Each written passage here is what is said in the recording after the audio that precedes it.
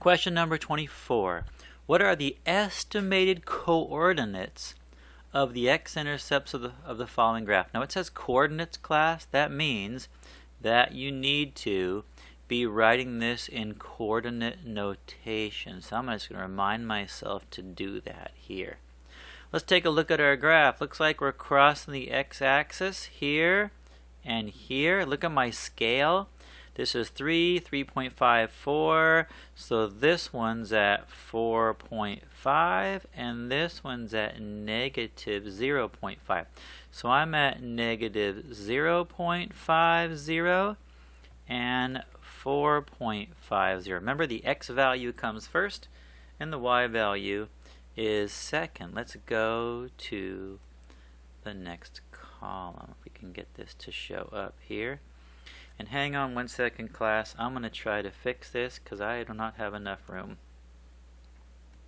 Let me try this and make this 36. Okay, will this give me a chance? There we go. That's much better. All right. Question number 25. What are the estimated coordinates of the x-intercepts of the following graph? Again, I'm looking at coordinates, so I'm going to write those in coordinate notation. I already know it's going to be 0. For the y value, because the y value is always 0 for x-intercepts. This is a little bit harder to estimate. You can see here that I'm going by ones. This is 1, and that's 2. Looks like I'm at 1.5, I would say. And then this is negative 5, negative 6, negative 7. So that looks like negative 6.5. All right, number 26, graph the function. Well, the first thing I realize is a standard form quadratic. So graph it. You must put the coordinates for the vertex in the third row, which is right here, and then graph 2 points on each side of the vertex. All right, class. To find the vertex of standard form, first thing you do is identify A, B, and C. A is 1, B is 4, C is negative 3. Then we're going to use negative b over 2a to find the x value of the vertex. B is 4. It's going to change to opposite of 4, which is negative 4, times 2 times a, which is 2 times 1. That's negative 4 over 2, which is negative 2. So that's going to go right here, negative 2. I'm going to go 2 numbers below and 2 numbers above. Let's do one of these in the calculator, and then I'll write the rest. You should really practice these, class, just to make sure you are doing it correctly. Some of you are still struggling with putting in negative values, so make sure you're practicing this so you're good on the test. So there's no negative value of a, so I'm going to start off with parentheses. We're going to do the negative 3 first. Negative 3 squared plus 4 times negative 3 minus 3 equals. And I've got negative 6 for negative 3. I wonder why I did negative 3. That's for negative 3. Oh, that's right here. So negative 6.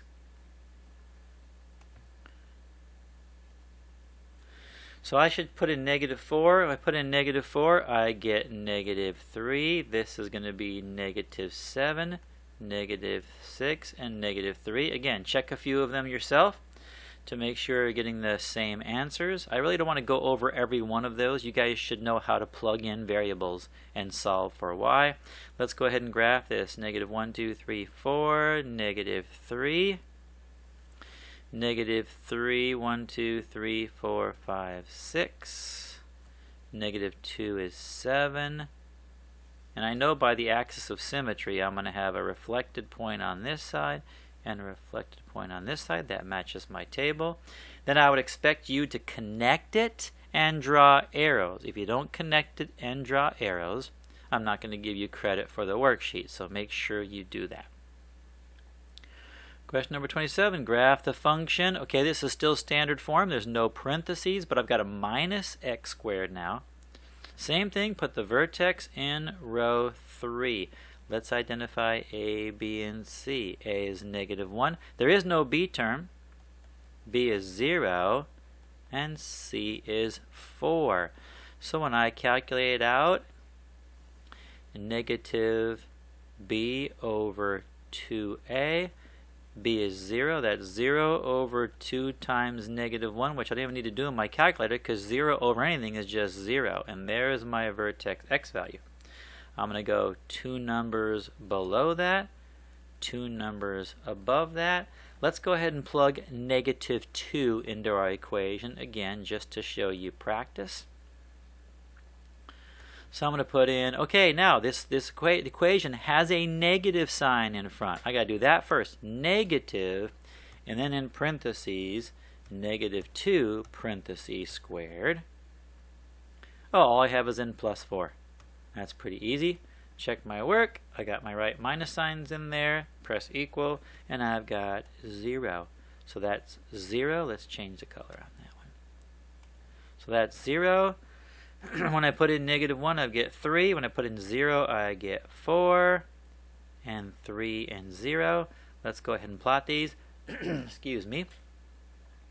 Negative 2, 0. Negative 1, 3. 0, 4. 1, 3.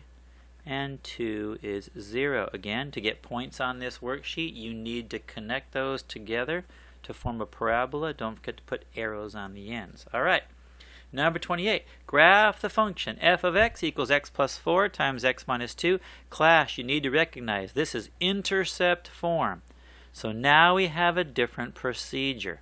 You must put the coordinates for the x-intercepts in rows 1 and 3 of the table and the vertex in row 2. So this is going to be the vertex. This is going to be an x-intercept.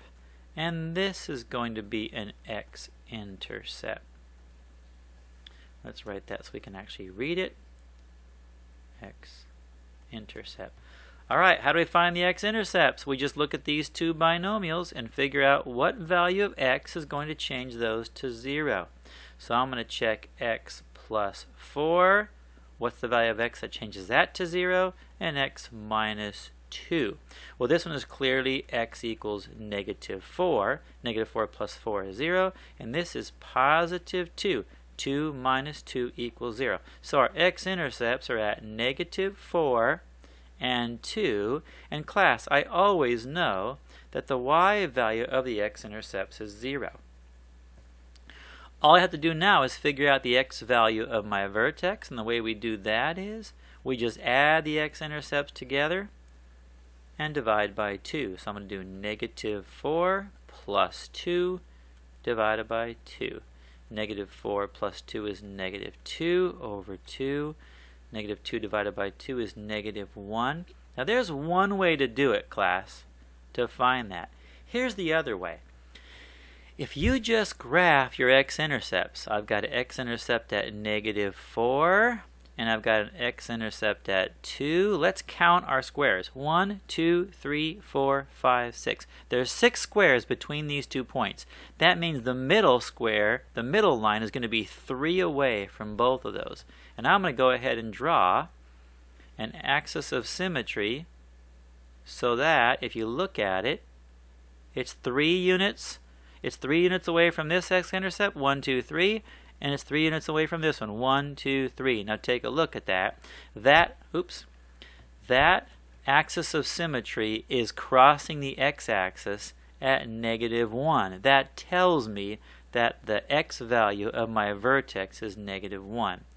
All I have to do to find the y value is plug it in. So let's do that. We've got parentheses. There's no a value, or a is just 1, so we can just ignore that. We've got negative 1 plus 4, and we've got negative 1 minus 2. Press equal, and we've got negative 9. So our value here is negative 9. And let's plot that at negative 1. 1, 2, 3, 4, 5, 6, 7, 8, 9. There you go. And again, class, you will not get credit for this question unless you actually sketch the parabola and put arrows on it. We'll go ahead and end this video at 28, and we'll start up again on the other side of the page.